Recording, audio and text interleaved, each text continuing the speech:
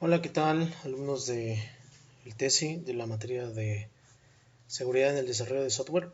Yo sé que había quedado pendiente subir este video, pero hemos tenido problemas con la plataforma al momento de estar cargándola. Y bueno, realmente es para hacer énfasis nada más en estos dos temas, el 2.1 y el tema 2.2, que el 2.1 es con la validación de la seguridad de los requerimientos y el análisis de riesgos.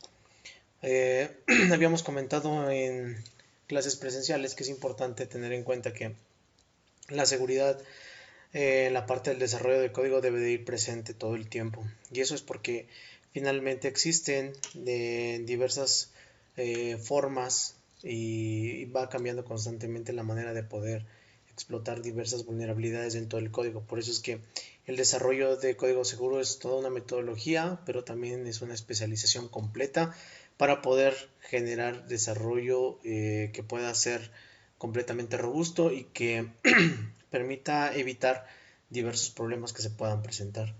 Y el día de hoy de manera muy rápida quiero nada más presentar alguna información que considero es muy importante de tener en cuenta. Tengo aquí un documento de Word, voy a hacer un poquito el zoom. Sí, y quiero retomar algunos puntos, ¿no? Porque dice que una vez que un software se instala en una computadora, ¿sí? Especialmente en un sistema con conexión a Internet, se encuentra en estado de defensa. Esto quiere decir que la parte del estado de defensa es que una vez que nosotros subimos al sistema, si en este caso si fuera una aplicación web, la subimos y la desarrollamos, a partir de ahí nos dice que está en estado de defensa porque al final del día el código está abierto a posibles ataques 24 horas al día, los 7 días de la semana. Esto es importante porque nosotros cuando ya subimos la aplicación es porque estamos seguros de que realmente el código va a ser funcional y que no va a ser expuesto por ciberatacantes, lo cual es utópico, ¿no? Porque sabemos que existen un montón de aplicativos sobre los cuales se están utilizando pentesting para poder encontrar fallas y vulnerabilidades en nuestro código. Y otra cosa importante, una vez que se sube el código no solamente está las 24 horas del día y los 7 días de la semana, sino que desde cualquier rincón del mundo y por lo tanto debe resistir ataques de manera que los recursos protegidos por el sistema no se vean comprometidos. Y esto nos habla de que debe existir una metodología. Es decir, no solamente está involucrado el equipo de desarrollo, sino que también el equipo de redes y el equipo que está controlando los accesos, todos los que están directamente involucrados dentro del sistema deben de trabajar en conjunto. Es por ello que se deben de instalar métricas de evaluación para reconocer que todos los personajes involucrados son importantes al momento de estar desarrollando código, sobre todo porque los parámetros que ustedes van a estar estipulando para el desarrollo deben de conocerlos el resto del personal, sobre todo si van a trabajar en específico con algún tipo de API.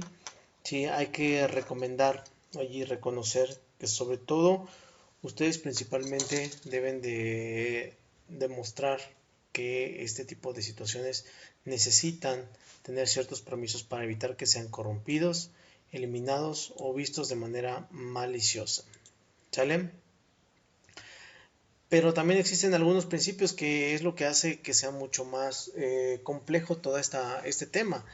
Porque al hablar de que tenemos 24/7 en el sistema y que puede estar habilitado y que muchas personas pueden trabajar en ello, existen algunos principios que nos deben de tener en cuenta. Por ejemplo, yo aquí agregué 4 principios fundamentales que van desde el principio número 1, dice, el defensor debe defender todos los puntos.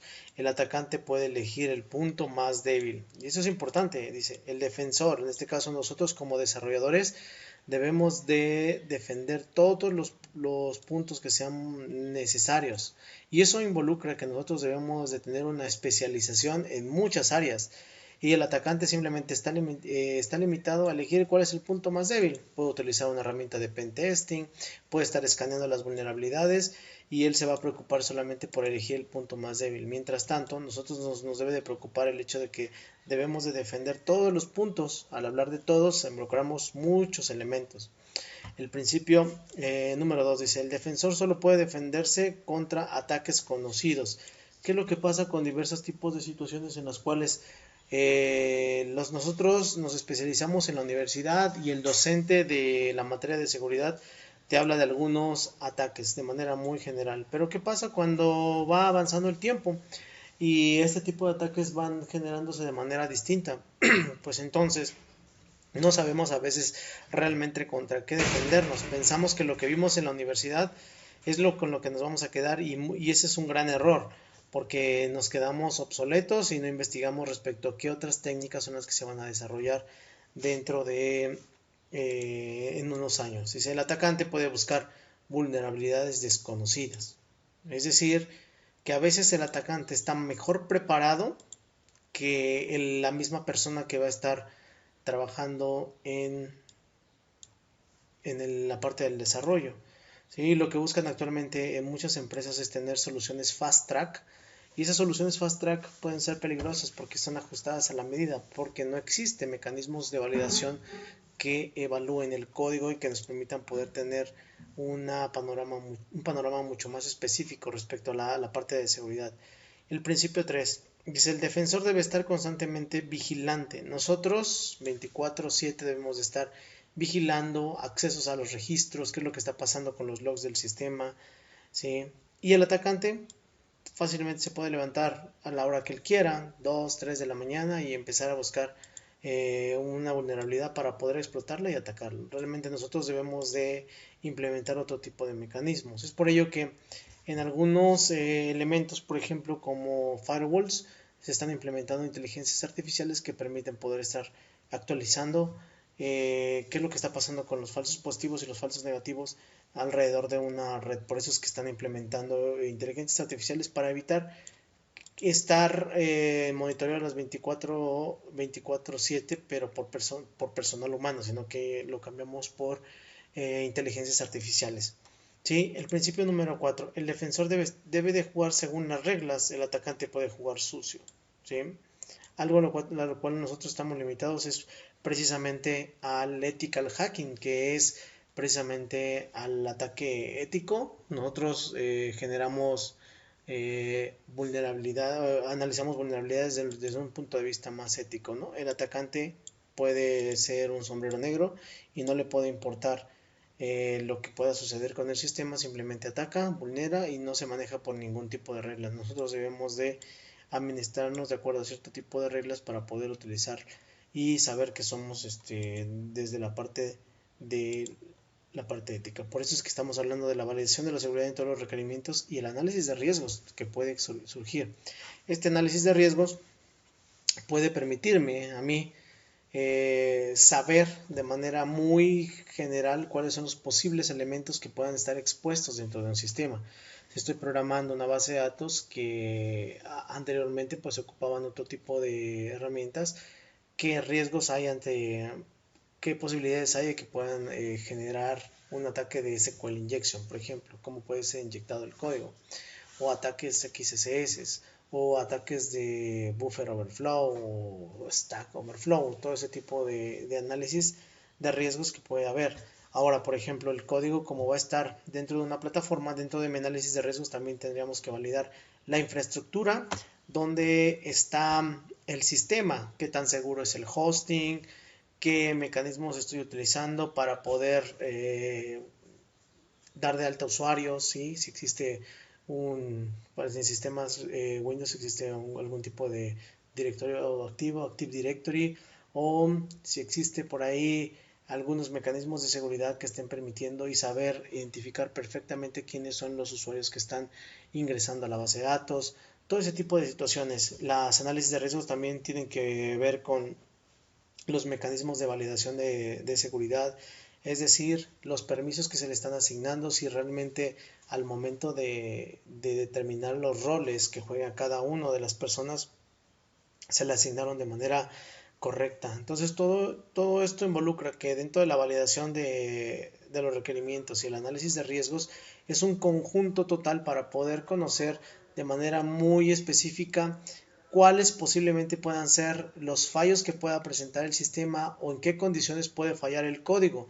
Ese código que yo puedo desarrollar, no sé, puedo estarlo desarrollando en JSP, en ASP, en el lenguaje de programación que ustedes gusten, pero siempre debe existir una validación de elementos y requerimientos de seguridad. Y para ello es importante saber y conocer cuáles son las fortalezas del código donde yo estoy desarrollando y cuáles son las debilidades también. Lo vimos, por ejemplo, que en una de las sesiones, por ejemplo, lo que hace PHP, ¿no? Yo no puedo visualizar el código utilizando un navegador, pero sí puedo exponerlo utilizando alguna función, activar una función del código de PHP para que a través de la web yo pueda visualizar las líneas de código existentes.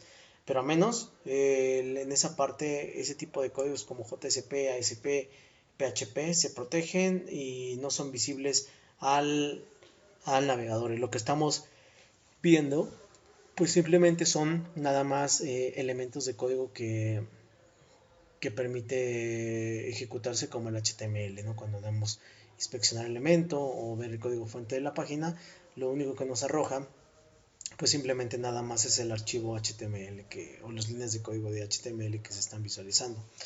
¿Sale? Dentro de la parte de la validación de la seguridad, también consideramos que qué tan seguros son los métodos que se están utilizando, las librerías. Por ejemplo, hay librerías de PHP que ya son obsoletas y hay que estar constantemente en actualización para saber qué vulnerabilidades se han presentado con esas librerías, porque luego en ocasiones el desarrollador quiere seguir utilizando librerías que son obsoletas y que generan huecos de seguridad. Por ello es importante también que dentro del el desarrollo de código seguro ustedes tengan en cuenta este tipo de situaciones. Es importante saber qué lenguaje de programación es el que van a implementar. Si van a utilizar transacciones y a través de las transacciones van a utilizar algún tipo de validación utilizando tarjetas de crédito, qué mecanismos son los que me permiten a mí poder garantizar la seguridad y que me va a ayudar a mí a poder saber que realmente estoy haciendo bien las cosas. Actualmente vemos en muchos foros y ustedes pueden consultarlos cada una de las vulnerabilidades que pueden encontrar a lo largo del año. Sabemos que este año 2020 ya tiene diversas vulnerabilidades, sobre todo para sistemas Android. Encontramos las primeras vulnerabilidades que se descubrieron este año y que se publicaron formalmente dentro del CVE, de la base de datos de CVE, pues fueron asociadas hacia Android. Y es muy lógico debido a que pues muchas personas utilizan Android para desarrollar diversos tipos de actividades. Por lo tanto, pues es muy lógico que se estén atacando muchos sistemas fundamentalmente que están utilizando código en Android. ¿Sale? Bien, entonces este tipo de mecanismos. Ahora hablemos un poquito respecto a lo que se ha venido trabajando con la materia. Ustedes han hecho un repositorio en donde les permite poder trabajar y subir pedazos de código que son realmente interesantes. ¿Por qué? Porque al trabajar con un repositorio tengo la posibilidad de que desde cualquier parte yo puedo descargar su código y puedo visualizar algunas de las prácticas que vamos a estar realizando a lo largo de este semestre. ¿Sale? Mientras estemos en la parte de la modalidad en línea nos va a servir bastante y algunos de ustedes ya vi que en sus prácticas pues han estado haciendo bien muchas de las cosas que se presentaron. ¿Sale? Por ello es que elegí la plataforma de GitHub para que ustedes pudieran realizar esta parte. Ahora, dentro de la actividad que se va a manejar de esta semana no es otra cosa más que realizar una continuación en la práctica en la plataforma de GitHub para que puedan seguir generando evidencia respecto a la parte de la validación de los requerimientos y análisis de riesgos. Lo que se va a presentar para actividad de esta semana tendría que ser pueden elegir el lenguaje de programación que ustedes quieren. Puede ser PHP, puede ser ASP, puede ser algún tipo de lenguaje pero que sea orientado a la web. ¿Sale? Y van a investigar dentro del lenguaje que ustedes hayan elegido cuáles son tres elementos importantes que se deben de proteger dentro del sistema, por ejemplo, o vulnerabilidades que se hayan encontrado en el código del lenguaje de programación que hayan elegido. Por ejemplo, si dijeron PHP, pues si pues el PHP que eligieron encontraron problemas con buffer overflow o con problemas de pila, lo que hay que hacer es cargarlos dentro del sistema, subirlos dentro del repositorio, perdón, de GitHub y demostrar cuáles son ese tipo de errores que se presentan regularmente cuando un desarrollador no sabe utilizar bien las funciones. O sea, puede ser que suban un PHP y dentro de ese PHP ustedes puedan documentar bien tres errores que generalmente se dan por la mala utilización del código dentro de eh, dentro del lenguaje que hayan elegido. Entonces no es otra cosa más que investigar códigos, subirlos al repo y demostrar cómo de manera práctica cómo se pueden se van gestando este tipo de errores dentro del lenguaje de programación que hayan elegido. Y básicamente esa sería la actividad de esta semana y sería lo que estaríamos abarcando y se le estaría dando aproximadamente 8 días para poder presentar la actividad. ¿Sale? Cualquier cosa estamos en contacto y en comunicación para que podamos ir viendo qué es lo que se puede dar de retroalimentación durante esta semana. Gracias.